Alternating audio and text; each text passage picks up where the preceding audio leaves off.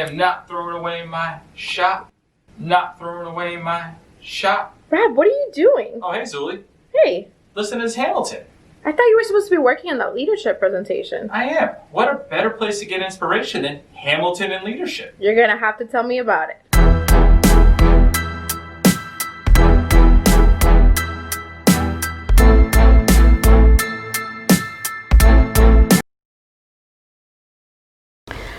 Welcome back. If this is your first time watching our videos, we're HRinJeans. I'm Zuli. And I'm Rob. And thank you so much for checking us out. Whether this is your first time or repeat, don't forget to check us out on all of our social media platforms, whether it's Instagram, Twitter, LinkedIn, YouTube, or any other platform that you may find us on. We greatly appreciate you checking out our content. And if you like what you see, don't forget to subscribe and like our video. That helps us know what type of videos to produce in the future and really what content to continue to provide as we move forward. So, Zuli. All right, Rob, you gotta explain. Last time, you guys probably saw, Rob was singing his heart away.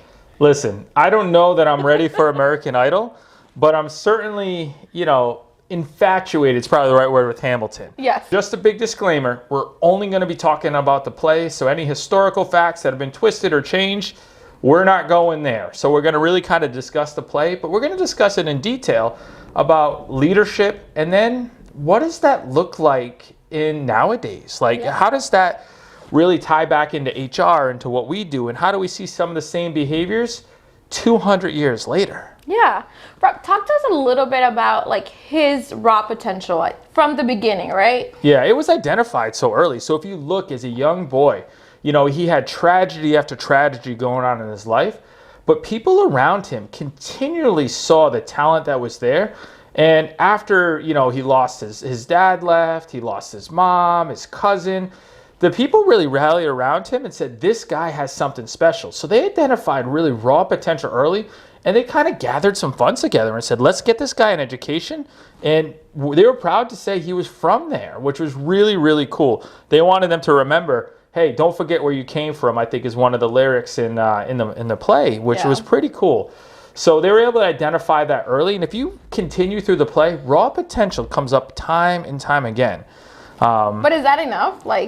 And we saw that in the play, right? Well, is it enough? Spoiler alert, he dies in a duel at the end. But seriously, so if you kind of look at the play and you look early on, he's got all the potential in the world, and something else that he has. He's got this unrelentless drive to be successful, but he doesn't have any direction. So he's basically saying, I'm going to take whatever path I can find to really advance in this society. He's hoping for a war. I don't know if very many people say that today. Like, I wish there was a war so I could advance my social status, but he would look at that as an opportunity to move up. And that really ties into his ambition and kind of his drive. But as he kind of starts to rise up, no pun intended, right? He actually doesn't really take advantage of what he could be, in the army to others until Washington, right? He steps in. What would you say Washington, was he a leader to him? What do you think Washington was? Yeah, I think about mentor. And if you haven't checked our mentor video, make sure you check it out. But we talked about that relationship and how it was important. I think it organically happened. Washington was able to pick up his talent and say, I need to get this guy on my team, right? And bring it along. Yeah, but he was resistant at first too. Yeah. Think about in your workplace with leadership, do leaders, when you see a right fit for them, do they always come back and say, you know what? You're right. That's exactly where I should be. Yeah, I think about that in the organizations and how sometimes, people are so set in what they think their role is, and sometimes you have a vision for them, you try to help them along, and they might take a while to get their buy-in. But what's also interesting is Washington wasn't the first to approach Hamilton. Yeah. There was others along the way that continued to approach Hamilton and ask him to be on their team. But I think it tied in, it had to be the right message, the right leader, the right mentor. I think mentor is a great word for it as we kind of decide what that is. Now, of course, we couldn't talk about Hamilton without talking about Burr. So as he's progressing and as he's moving forward. That's your favorite one, right? Listen, I don't know if there's any Karate Kid fans out there, but if you haven't seen the story about Daniel being the real bully, I'm just saying, maybe we need to take a look and see if Burr was the real hero of this story. What do you think? I don't think so, Rob. No? Maybe I can't sell that one the same way. What do you guys think? Leave a comment below. But, you know, so Burr was continually to poke Hamilton, and he kept getting him off track. Even when he had his mentor there, Burr would kind of be in the background, kind of jiving at him. Like, that could be someone in the workplace who could be jealous, envious, or just not quite understand why him and why not me. Yeah. But as Washington, as his mentor, kind of took him under his wing, we started to see him evolve. Like, as soon as Washington said, "This is why I need you," he had that buy-in. He's like, "Sure, let me get my friends. This is what I can do." And he was all in. So he was engaged. He was moving along. Like, how do you think that change happened?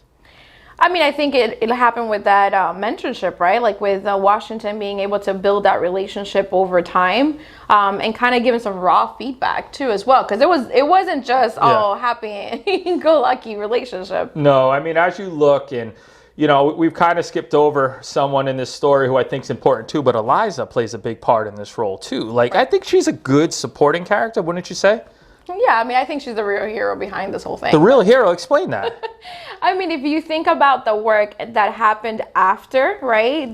What she did to be able to create this legend or this legacy, and all that she did while, you know, suffering, you know, from the cheating, from everything that happened, right? But from a women standpoint, all the work that she had to do afterwards, to really leave a name and a legacy out. I think Eliza is a huge part of this story, so we don't want to glance over her. But back to kind of Washington, like, as Hamilton started to get more confident in the role, he started to get a little bit envious that he wasn't rising to power as much as other people were.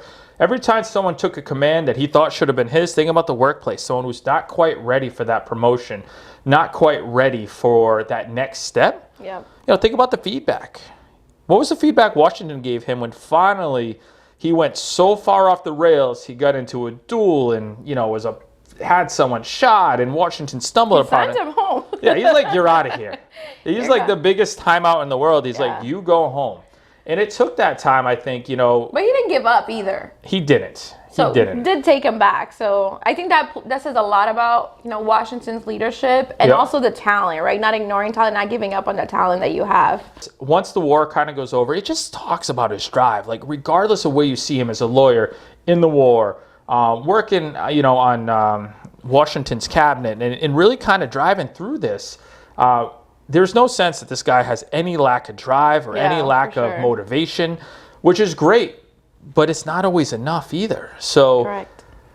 One of the things that I love, and this is, I think, pretty important in really kind of thinking about the workplace today, is that Washington, as his mentor, but also as the leader of the organization, as you want to put it, when Washington became president, one of the things he took into account was diversity of thought. Right. So Hamilton wasn't born here. He wasn't attached to any of the colonies, the states. So he brought a different perspective as he was trying to build this country.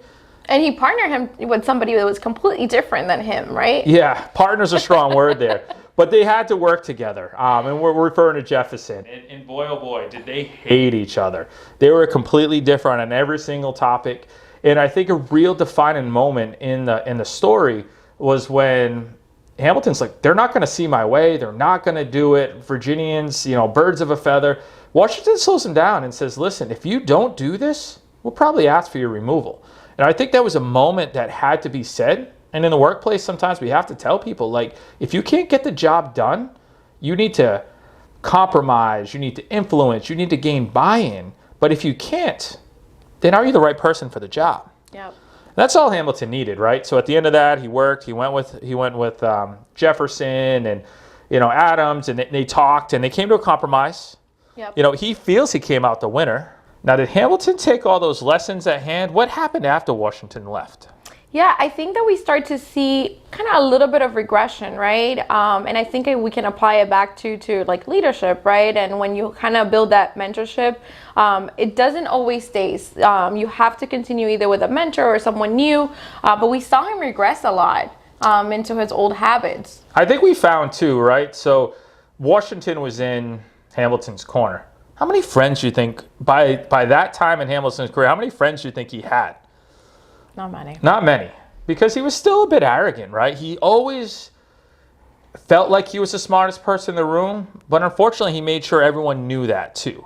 Yep. So he had the raw potential. People identified it early, but so his perception out there. Yeah, it wasn't great. So we've all had people we've worked with where they bring a lot to the table, but the second that they can be gone and there's someone to replace them, they're out. Yep. And you see that as soon as Washington leaves, one of the first things that happens is Hamilton's out of office. So he still played his role in politics, and but the regression you speak about, let's just kind of sum this up really quick.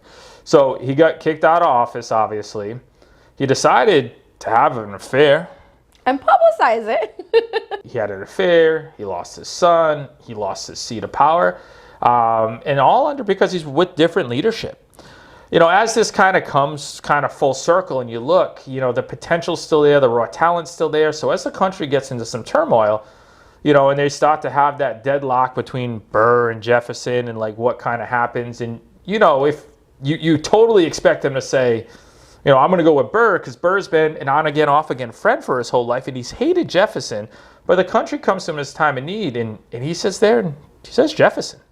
Why do you think he chose Jefferson over Burr? He hated Jefferson. At least he had a good banter with Burr back and forth. But he said it, right? Like he said he at least he stands for something. With Burr, he felt like he wouldn't stand for anything. So he, at the end of the day, stood for his values. So he wasn't swayed into peer pressure to go in with someone that he casually liked versus someone he hated. Right. He did with the country first and what he thought the big picture was, and he thought Jefferson would be a better match for that country. But boy, after that, it went south pretty quick. He got into a verbal match with Burr, kind of back and forth. And that's where egos come in. And, egos in the workplace can only get people in trouble. So if you're sitting there and you're trying to one-up each other, eventually someone's going to get in trouble. Hopefully, you guys not going to go out there and have a duel. Definitely not encouraging. Even those in Jersey, don't go out and have a duel. It's not legal anymore. But, so they went out there, and that was really Hamilton's downfall. And, and you go back to Eliza, right? So just to kind of bring that full circle. So we talk about how she played a part in his life and really kind of helped keep him grounded at times. She was also pushed to the side at times. But at the end of it, look what she did for him. Right. Like she spent time, she talked to all the soldiers, she talked to people he worked with, she read every memo, and boy, does she say he just wrote a ton of stuff to really try to interpret it, to kind of make sure that his legacy was there. And I think at the end of the day, was Hamilton a flawed character? Absolutely. Yeah. But he brought a lot of good in that play. And, if you were to redesign him a little bit for nowadays, he might be that guy in the office who's just annoying enough that you keep around because... He does have that raw talent. Yeah. Maybe he's the guy who knows how to do something that no one else can do. Right. But boy, when he goes home, do you take a deep breath? So let's put in the comments below. Would you want Hamilton as a coworker? Early in his career, he was a networker. So whether he made his friends with, Lafayette or Hercules Mulligan or whoever it was, like he went out, he found Burr. He was able to build those networks, which in turn made him just grow stronger and stronger as a leader and build his brand. So maybe there are some really good things that we can kind of take away from it. So yeah, so if you're as passionate as Rob, make sure you let us know as well. Yeah, and certainly we hope that you like what we have here today. Comment down below, team, could Burr be possibly the real hero? What do you think of Hamilton and nowadays? Would you want to work with him? And see you real soon. Nos vemos pronto.